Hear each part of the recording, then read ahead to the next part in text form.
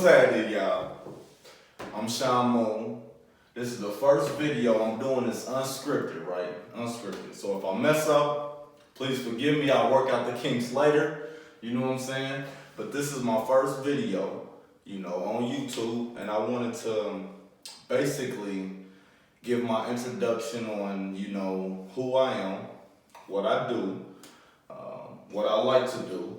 And this is going to be the surrounding information that you're going to get off of my site is art, the diaries of an artist. I'm going to be one of the main artists that will be sharing my diary, I'm Sean Moon, by the way. Instagram handle, Art God Moon. Facebook handle, Art Moon. I don't have Snapchat, not of right now. That's my dog, Sachi. This is the homie right here. So, I just wanted to give you an introduction to him too. So, so I'm an artist. I've been an artist pretty much, all my life. I started out drawing in my earliest memories. I say, man, it was like first, second grade. Second grade, I flunked second grade because all I did was like draw that year. I was like tracing action figures and drawing action figures and shit like that. You know what I'm saying? So, matter of fact, it was third grade. Sorry about that. I flunked third grade because all I did was draw that year. After that, I got into portraits maybe around like sixth grade. It was a guy named DeMarcus Nance. He was a monster when it came to doing portraits. He had this book of portraits that he was doing. I don't know if y'all remember No Limit Soldiers. This was back in the day, back when I was in middle school. Master P, he's still around, but he used to do all of the No Limit Soldier album covers, man. I thought it was neat. I thought it was cold as hell. So that year, I started picking up doing portraits, I was into tennis shoes because I went from, doing action figures and stuff like that to doing tennis shoes because I got this love for Jordans, around my sixth grade year as well. So, once I started doing portraits and stuff,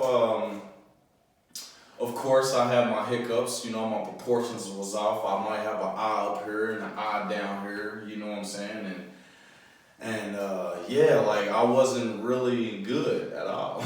So, I used him as inspiration. I remember at one point, he gave me one of his books. I kind of showboated, I flaunted and flexed like it was mine. That's how dope he was, That's how trash I was as well. So, anyway. So, I started flexing like his was mine, but after a while, I was like, man, this shit's not cool, So I started creating portraits on my own, and I'll use him as competition. I wanted to be better than him. And then I met my brother for the first time in the 8th grade. And hands down, at that moment in time in my life, he was the best artist I've ever seen. Like literally, I remember he did this Jason Williams. They called him White Chocolate, played for the Sacramento Kings. I don't know if y'all remember, he used to dribble, handle people. Yeah, I'm cold on that court too. But anyway, so he used to handle people and everything. So, my brother, he drew a portrait of him and I was like, man, that's cold, So I started using him as a measure as well. Got into high school, didn't really pursue my art at all. I didn't see it as something that I could make a living off of. I didn't see it as something that was useful in my life, honestly. So I ran to the streets, and that was a bad mistake. But it was a learning lesson, and I got a lot of building blocks from navigating in that world. Took a lot of lumps, and it brought me right back to my creativity, honestly. And what I mean by that is it came a point to where I wouldn't create at all unless I was incarcerated or something. I had to sit down with it, juvenile stuff like that.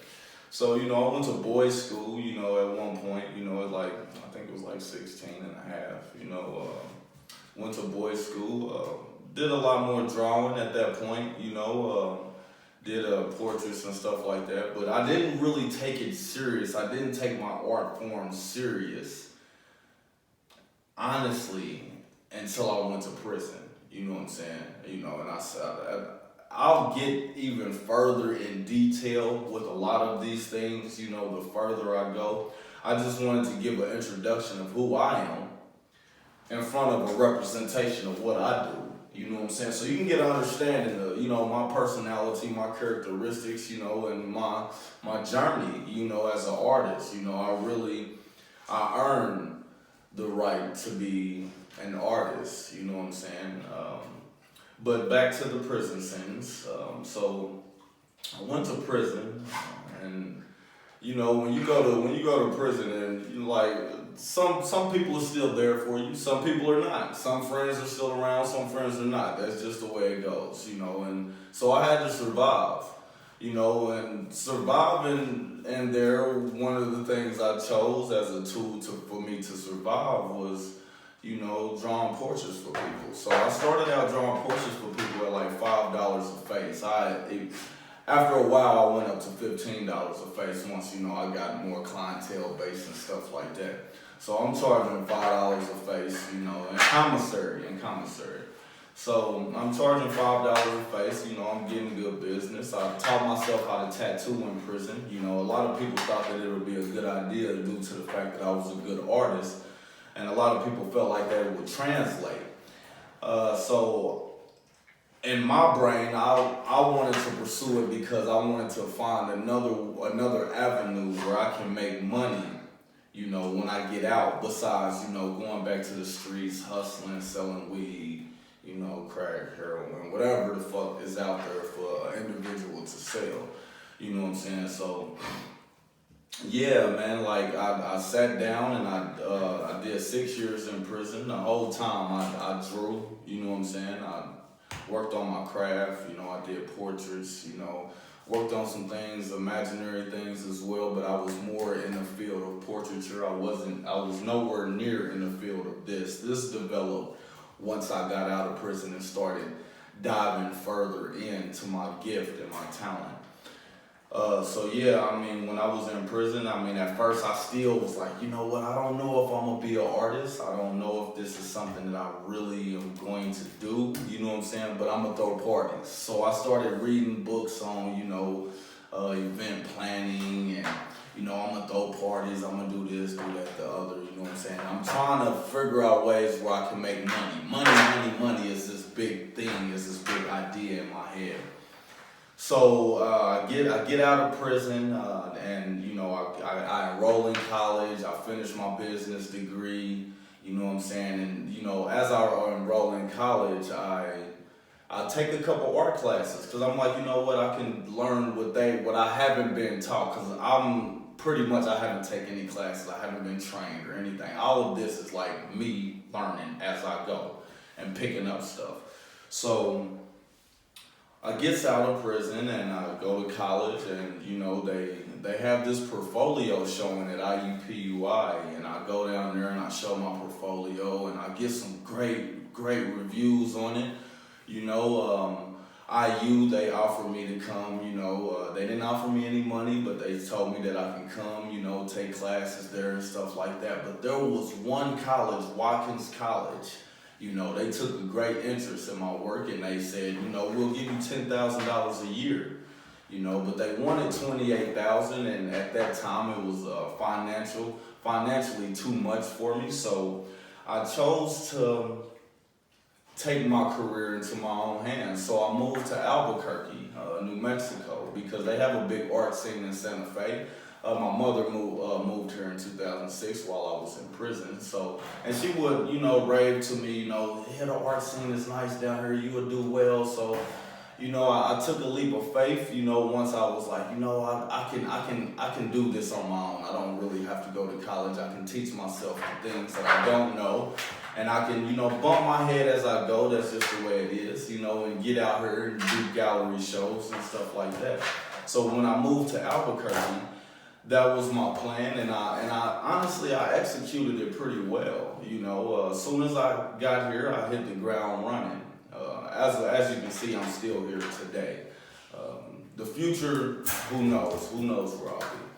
But I hit the ground running. I've done shows, I've done gallery shows, I've done vending events, anything, any place or venue where I could go to sell my work. I mean, I've done restaurants, I've done libraries, you know what I'm saying? I've done galleries, been to San Diego, Phoenix a few times, LA.